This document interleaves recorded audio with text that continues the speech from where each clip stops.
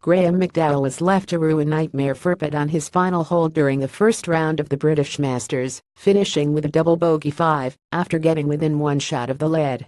The disappointing finish for the former US Open champion means he sits alongside Paul Dunne as the leading Irish players at the end of round 1, with both men carding 4 under par rounds of 66 to usurp tournament favourite Rory McIlroy by one shot.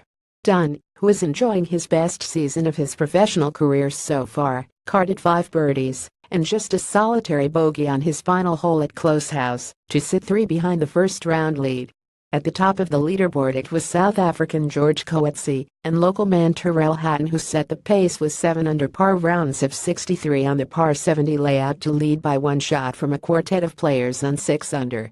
After getting to that mark through 16 holes thanks to 6 birdies and no bogeys, McDowell had the chance to join the lead on the 17th, but missed his birdie putt.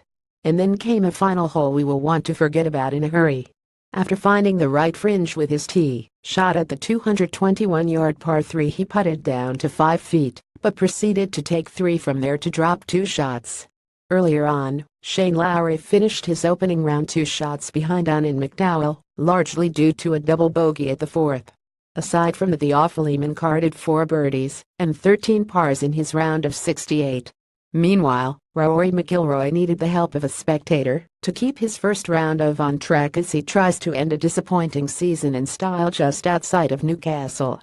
McIlroy, who was a late entry into the £3 million event after failing to qualify for the Tour Championship, carded a 3 under par 67 in his first appearance at this event since 2008. But it could have been a different story for the 4-time major winner if a spectator had not found his ball inside the 5-minute time limit after a wild drive on the 17th, his 8th hole of the day. McIlroy produced a superb recovery from thick rough to the elevated green and went on to save par, the 28-year-old having earlier dropped a shot on the 12th before making a birdie on the par 5 13th.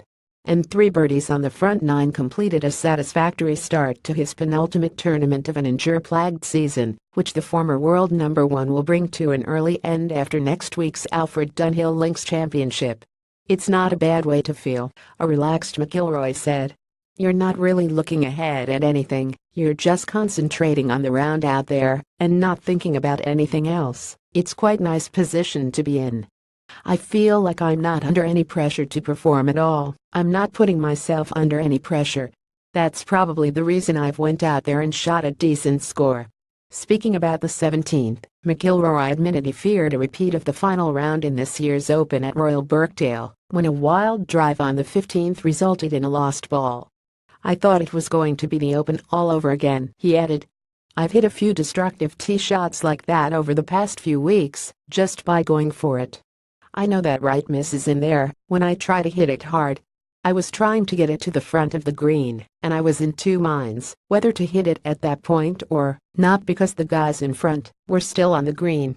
I thought I'll just say sorry if it gets close to them." Playing alongside McIlroy, 2015 winner Matt Fitzpatrick carded a 66 to finish 4 under. Tournament host Lee Westwood finished among the group on 4 under, where he was joined by Martin Kaymer with Masters champion Sergio Garcia back at level par.